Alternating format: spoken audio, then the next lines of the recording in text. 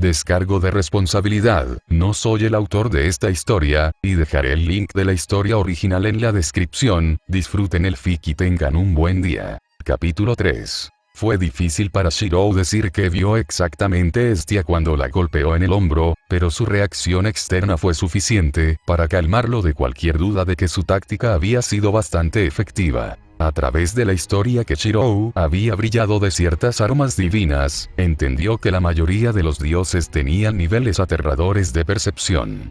Por supuesto, los de Horario y el mundo inferior estaban en estados debilitados, pero la habilidad en sí no debería haber desaparecido. La única sorpresa que Shirou tuvo fue la incapacidad de Estia para percibir la naturaleza de todos desde la distancia, pero podía teorizar que podría tener que ver con que fueran semidioses. Sin embargo, los dioses eran dioses, y los semidioses solo se consideraban la mitad.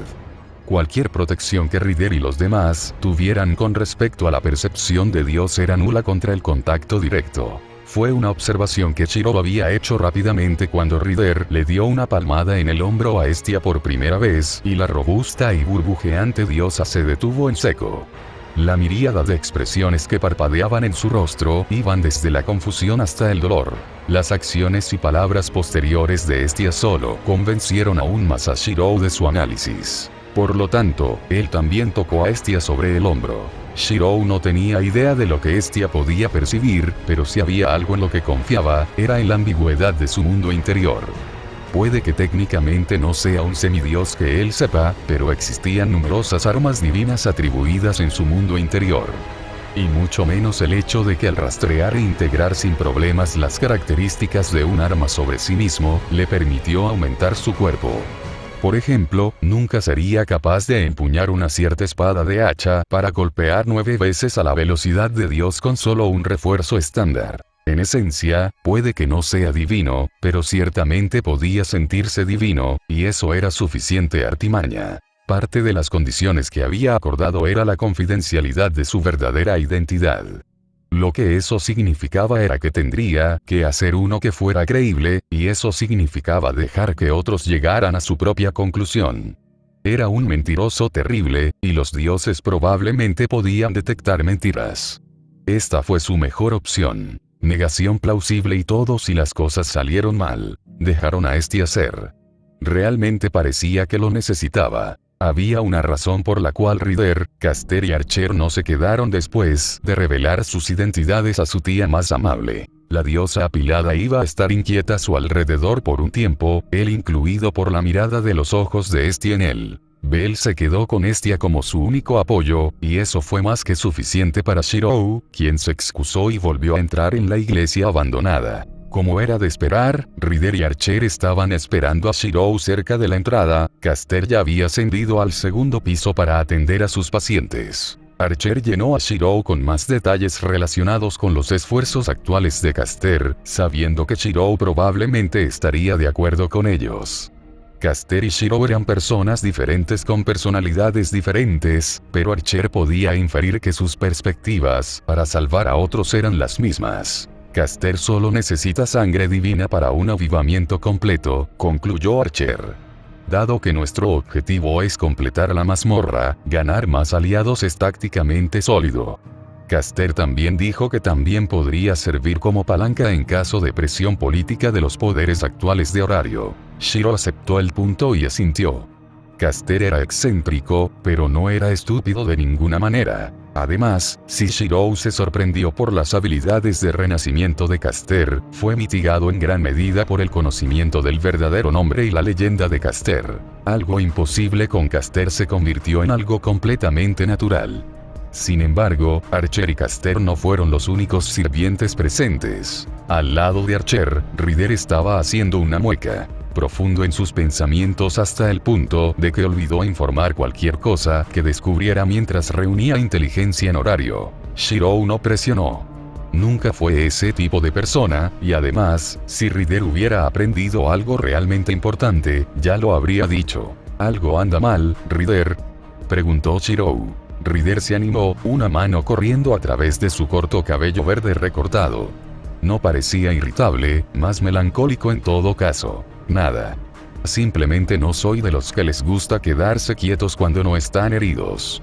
Ryder murmuró antes de sacudir la cabeza y avanzar hacia la salida de la iglesia. Voy a salir. Enfría un poco mi cabeza, ¿sabes? Pero debería volver a cenar. Sé que los sirvientes no necesitan comer, pero maldita sea. Ryder gruñó, y se había ido, probablemente todavía colgado por cualquier pensamiento que nublara su mente. Shirou no detuvo a Ryder, y mucho menos limitó su libertad. Más bien, centró su atención en Archer. ¿Y tú, arquero?, preguntó Shirou. En comparación con otros maestros, Shirou trataba a sus sirvientes más como personas que como familiares dominados. Me quedaré y haré guardia. Archer cruzó los brazos, pensativo pero vacilante. Ese niño, Bell, no importa. Estableceré un perímetro y luego volveré enseguida.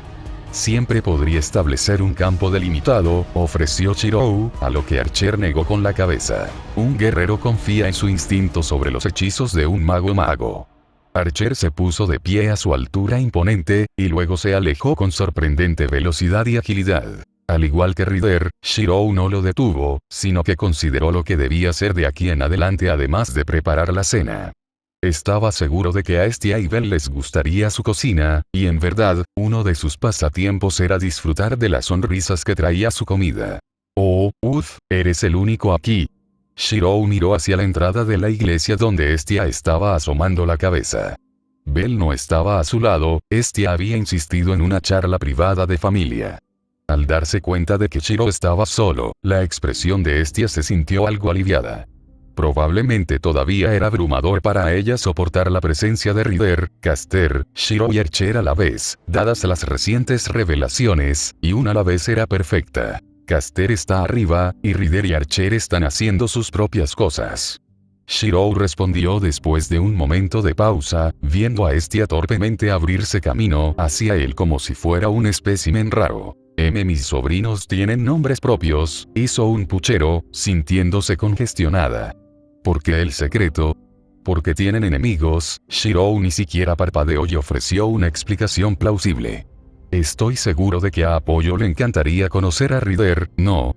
¿Qué pasa con Zeus y Caster? Estia se encogió, su expresión arrugada. Obviamente, ella no volvió a abordar el tema, buscando cambiarlo en algo que Shirou no esperaba. Sacó un cuchillo y lo que parecía una bola de su propia energía divina, y una petición. ¿Quieres que intente hacer de Bell un arma?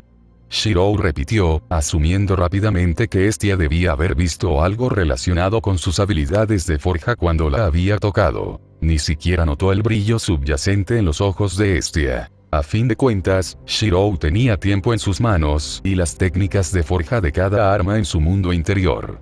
Todo esto para concluir. No debería ser un gran problema.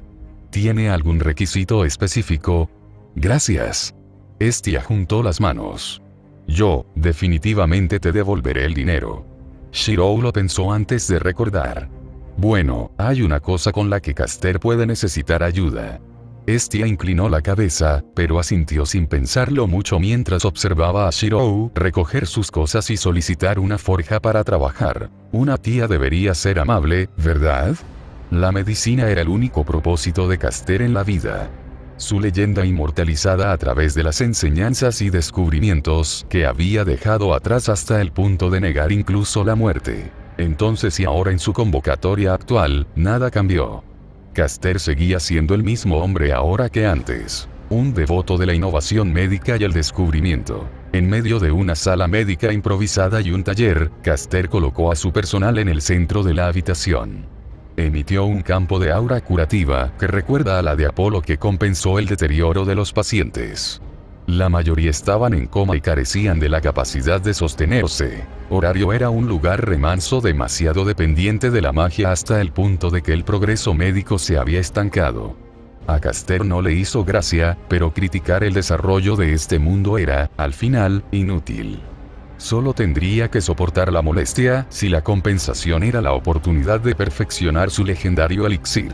Caster se acercó a un paciente en el que decidió enfocarse, no porque la mujer fuera importante, sino porque deseaba demostrarle un punto. Mezclando sangre divina con un brebaje, alimentó a la fuerza a la mujer de cabello plateado que rescató en las profundidades inferiores de la mazmorra, frotando su mandíbula para hacerla tragar. Caster observó un momento después mientras la mujer abría los ojos con tristeza, pero frunció el ceño cuando Caster se dio cuenta de que la mujer no podía hacer mucho más. Caster anotó las observaciones en un pergamino escrito. La potencia parece diferir según la sangre divina. Probablemente una reacción más fuerte si se combina con la falna del paciente correspondiente a su dios patrón.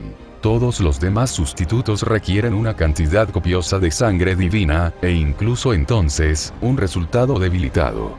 Quizás se requería más sangre. Una relación 10:1. TBD.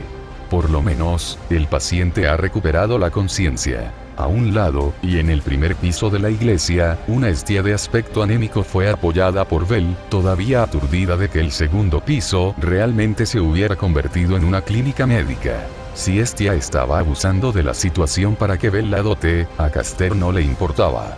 No sabía cómo la habían convencido de este experimento, pero Caster estaba más que dispuesta a aceptar. Por supuesto, hubiera preferido haber extraído más sangre, pero Shiro y Archer lo detuvieron cuando Estia tuvo un mareo. Como médico, Caster no fue engañado por las travesuras de su tía. Parecía muy feliz por un paciente enfermo, pero no era asunto suyo. Consiguió lo que necesitaba para empezar, y eso es todo lo que le importaba. Caster se inclinó más cerca para inspeccionar mejor a la mujer. La mujer estaba alerta en todo caso. Sus pupilas estaban dilatadas, probablemente por negación e incredulidad, pero no duró ni la mitad de lo que duró en el momento en que se encontró con Caster. Había mucho menos desprecio en sus ojos esta vez, reemplazada por confusión, conmoción y un parpadeo de un brillo calculador cuando lanzó su mirada alrededor de la habitación y tomó a los otros pacientes. Algunos que la mujer sabía que estaban muertos, y como ella, estaban aquí. Luego, durante mucho tiempo, la mirada de la mujer se centró en Bell y Estia a través de la ventana del segundo piso, pero nuevamente, Caster no dijo nada. La confidencialidad de un paciente también era responsabilidad de un médico. Sus ojos se volvieron hacia Caster, quien apenas reaccionó. En todo caso, su desinterés y su enfoque de era natural parecían engreídos a la perspectiva de la mujer. «Te lo dije, no». Caster inspeccionó una botella de poción, observando cómo los líquidos se mezclaban en una solución homogénea, sin siquiera prestarle toda su atención a la mujer. «Soy médico, y la mera muerte no es excusa. No hay nadie a quien no pueda sanar». Caster dejó el brebaje que estaba haciendo destilando la sangre divina de Estia para determinar sus propiedades, antes de finalmente centrarse en la mujer en su totalidad. «Ahora sigue mi dedo». Como antes, Caster movió su dedo índice frente a la mirada de la mujer, probando para ver su tiempo de respuesta de reacción para medir los niveles de conciencia. Esta vez, la mujer cumplió a regañadientes dado todo lo que le acaba de pasar. Era lo mejor para ella. «¿Puedes hablar?». El silencio era la respuesta, nada más en la mujer capaz de moverse. «Movimiento restringido a los ojos», murmuró Caster mientras anotaba la observación en sus papeles. Caster colocó un dedo sobre la muñeca de la mujer, y gradualmente comenzó a empujarla por el brazo con una presión creciente. «Parpadea 2 veces si sientes esto». La mujer lo hizo, aunque hizo evidente que estaba molesta. A Caster no le importaba nada. Lo que le importaba era la capacidad de un paciente para comunicarse y transmitir cómo se sentía. El hecho de que la mujer solo pudiera usar sus ojos hizo que la sesión de preguntas y respuestas fuera más difícil de lo que debería haber sido. La sensación táctil ha regresado entonces. Caster concluyó antes de pasar a un asunto más importante. «¿Cómo te sientes?», preguntó. La mujer miró fijamente a Caster y puso los ojos en blanco. Obviamente, ella no podía hablar. «Déjame reformularme». Caster chasqueó la lengua, entendiendo su error y eligiendo elaborar. «Más allá de salvarte, tu cuerpo estaba atormentado por algún tipo de enfermedad horrible». Los ojos de la mujer se congelaron durante mucho tiempo ante el diagnóstico indiferente de Caster antes de renunciar a cualquier pretensión de calma cuando se dio cuenta de una rareza inmediata. Deberías haber sido propenso a episodios constantes de dolor y fatiga mientras estás despierto. Agonía incluso. Esa enfermedad, me deshice de ella. Pero necesito que lo confirmes. La emoción turbulenta parpadeó en los ojos de la mujer, más de lo que cualquier palabra podría describir, y Caster continuó como si no viera nada. Parpadea 2 veces si todavía sientes dolor, 1 vez si no lo haces.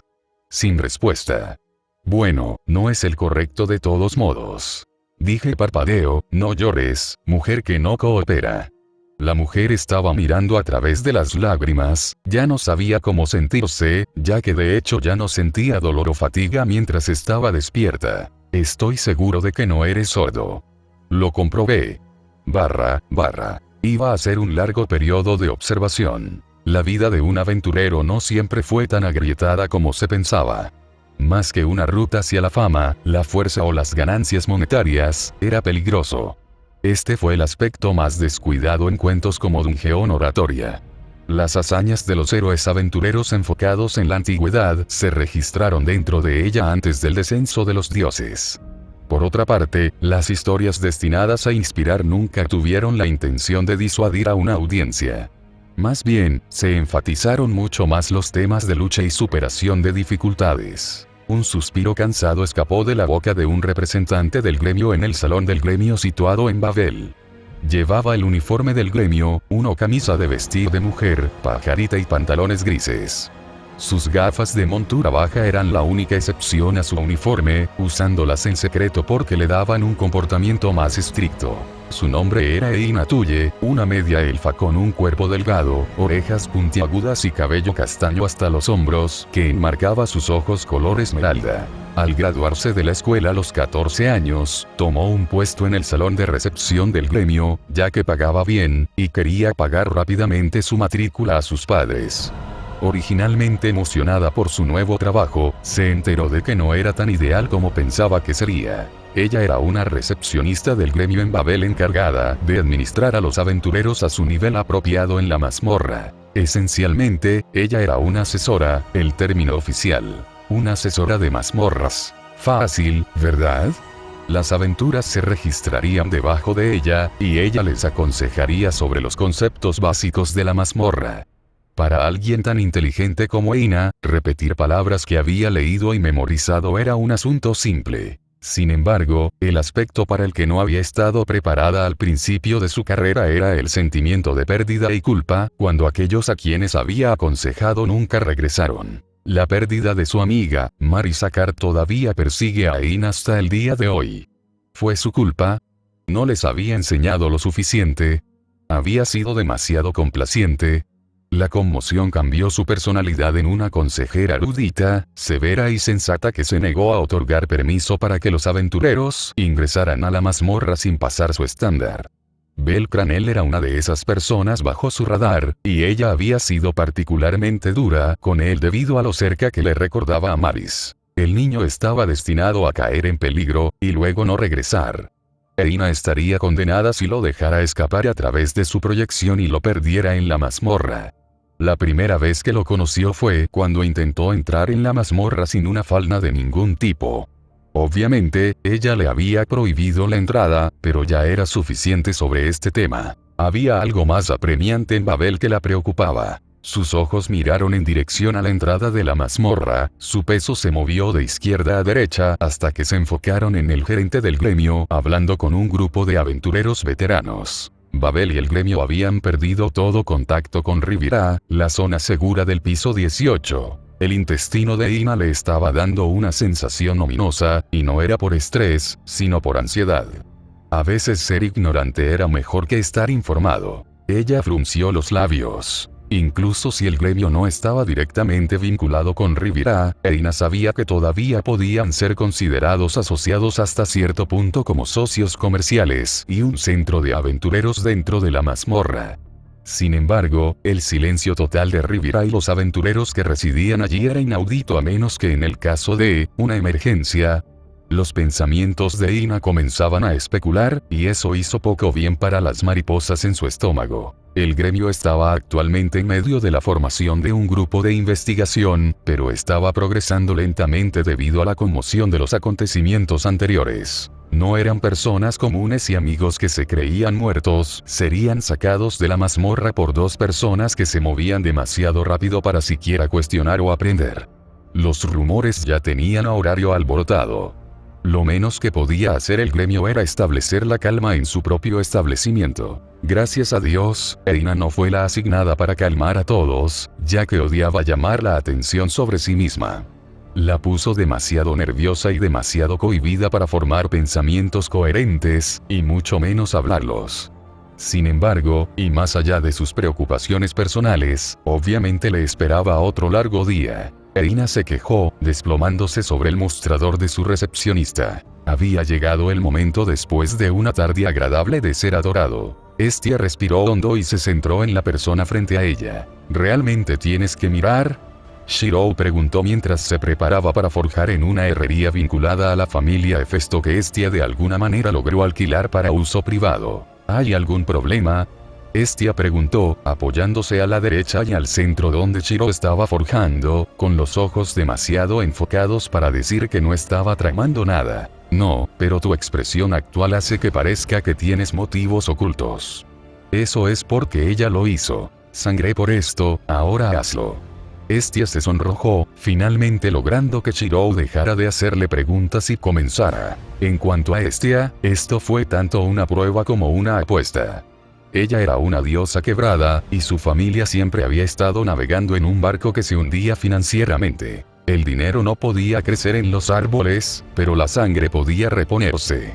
Ella estaba más que dispuesta a ayudar a Caster, ya que entendía las intenciones de Caster después de que él la había golpeado en el hombro. Eran dos pájaros y un tiro. Ayudar a los demás y beneficiarse también. El servicio para equipar a su campana con un arma adecuada era básicamente gratuito para Estia, cuando la alternativa significaba endeudarse aún más con Epi. Además, si su conjetura era correcta sobre Shirou, entonces la forma más sencilla de confirmarlo era verlo forjar. Estia había visto a Epi forjarse, y sabía el sentimiento de memoria mientras se alojaba con su amiga durante mucho tiempo. Un hijo de amor secreto, y Epi no se lo dijo. El sonido de un martillo golpeando contra el metal sacó a Estia de sus pensamientos, y su enfoque en Shirou que comenzó a errar. Pronto, Estia comenzó a hacer una mueca, sus labios tirando en un ceño fruncido. Aunque era preciso y hábil, no parecía nada elegante o diferente de otros herreros de la familia Hefesto. Estia lo sabría, ya que había liberado la amabilidad de su amiga durante bastante tiempo. Al presenciar personalmente a Epi Smith, Estia podía inferir ciertas cosas solo al observar el procedimiento. A fin de cuentas, la herrería de Shirou era de primer nivel, rivalizando con la más grande de la familia de Epi, pero si realmente era un hijo de Epi, entonces aún no estaba en el nivel correcto. Más que cualquier otra cosa, como Shirou iba a imbuir a su falna específica en la daga todavía se perdía en Estia. Y entonces sucedió. Shirou imaginó una técnica de forja capaz de aprovechar la falna de Estia, y la historia del escudo de Rider casi lo confirmó. Soy el hueso de mi espada. La ola de energía que calentó el área y voló el cabello de Estia fue inconfundible para ella. Un martillo golpeado sobre un yunque, capaz de moldear incluso la magia, y falna en herramientas y armas sin el uso de un arcano. Las brasas de una fragua divina fueron encendidas. Estia nunca iba a dejar que Epi viviera esto. Tengo que decírselo a todo el mundo. Felices Pascuas. Gracias por leer y gracias a mis nuevos clientes. Héctor G. Mazo Futsilaero 202. Próxima actualización. Fatekill. Patreon.com/Parcasius. Enlaces de libros. Fatedelegaki Dark. K. El Pico Solitario. Nuevo libro. Auton Amazon. Eliminar guión en el enlace. Reflexión del registro del sobreviviente. Unmason.com/dp/b08bddgn7z